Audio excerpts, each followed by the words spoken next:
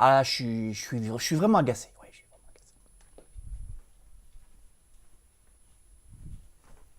Non, parce que je suis agacé parce que je me rends compte que tu t'occupes pas de ton ordinateur. Non, non, tu nettoies pas ton ordinateur. Il faut quand même. Bah, tu nettoies. Oui, je suis énervé. Tu nettoies chez toi. Tu fais le ménage. Tu jettes les poubelles. Hein? Alors pourquoi tu ne le fais pas sur ton ordinateur? Pourquoi?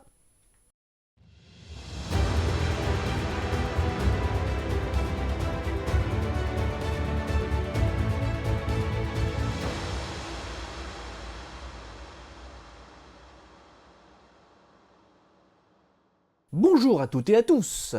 Bienvenue dans une nouvelle vidéo de votre chaîne SOS PC. Alors, cette semaine, ça faisait longtemps, j'allais dire, on va parler optimisation de Windows. Alors, quand je dis optimisation, je vous le dis tout de suite, on va pas traficoter dans Windows, on va simplement s'atteler à une tâche, j'allais dire courante, nettoyer, alléger Windows de tout ce qui est inutile. Car si vous avez suivi les diverses vidéos au fil des ans sur la chaîne des SOS PC, vous savez que quand vous utilisez Windows, vous produisez, j'allais dire des déchets, vous produisez, vous ou les programmes, des fichiers qui vont au bout d'un moment n'être plus utiles à votre système, qui vont être stockés pour rien. Et comme je le dis souvent, c'est un peu comme dans une maison. Vous utilisez votre maison au quotidien et vous produisez des déchets et vous les jetez régulièrement à la poubelle. Qu'est-ce qui se passerait si vous décidiez de ne plus faire le ménage et de ne plus évacuer vos déchets? Vous avez une petite idée de ce que ça pourrait donner à la maison. Et Windows c'est pareil, il accumule beaucoup de choses qui deviennent inutiles, des points de restauration, des fois vous oubliez de vider la corbeille. Certains programmes produisent des fichiers temporaires quand vous les lancez et puis ils sont un peu feignants, ils ne les virent pas. Donc tous ces déchets, alors je sais bien que le mot n'est peut-être pas adapté en informatique, mais au moins c'est compréhensible. Donc toutes ces données devenues inutiles, il faut s'en débarrasser absolument.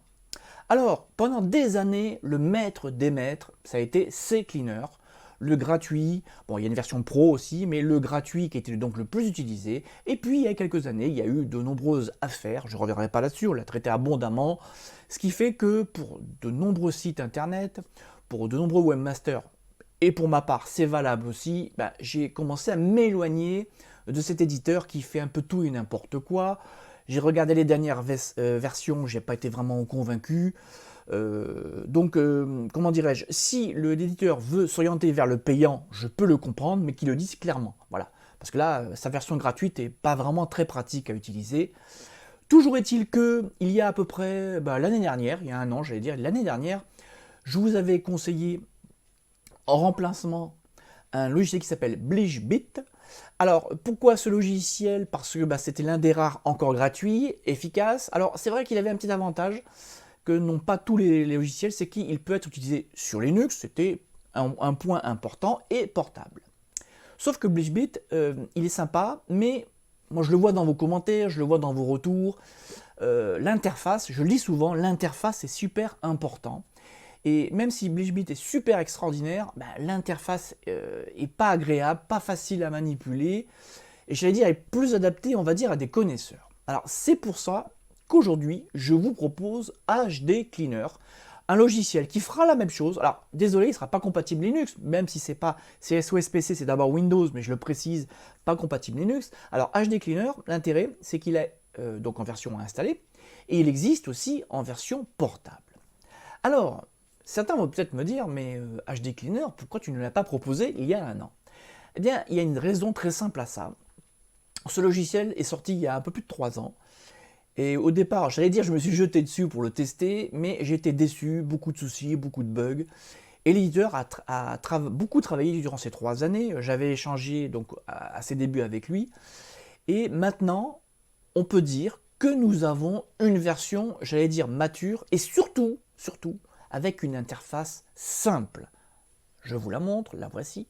Voilà, on a une interface simple adaptée aux néophytes, donc le public de la chaîne des SOS PC, parce que si vous utilisez un logiciel pour vous épargner des corvées, parce qu'encore une fois, le nettoyage de Windows, vous pouvez le faire manuellement, mais il faut aller à de nombreux endroits.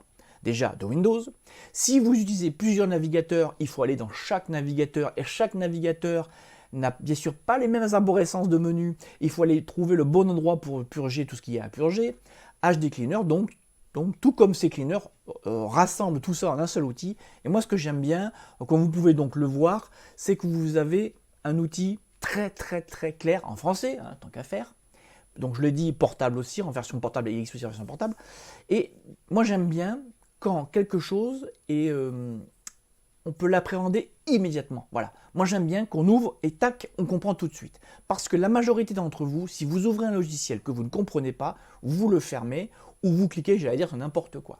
Donc, comme d'habitude, je vais vous proposer sur le site sospc.net un petit tuto. Donc, n'hésitez pas à vous rendre sur le site, je vous mettrai le lien comme d'habitude. Mais actuellement, si vous voulez un logiciel gratuit qui existe en version portable, compatible de XP à Windows 11, pas compliqué à manipuler, alors, vous verrez, je vous explique ça dans le tuto, il y a 3 modes. Par défaut, mode simple et mode expert. Bon, je vous expliquerai qu'il y a plusieurs modes et lequel mode je vous conseille. En tous les cas, si vous voulez alléger vos configurations de données inutiles, hein, vous verrez, vous allez supprimer plusieurs gigas de données. Vous allez voir, surtout si vous ne l'avez pas fait depuis longtemps, vous allez voir, un système léger fonctionne toujours mieux. Voilà. J'espère que je n'ai pas été trop long aujourd'hui.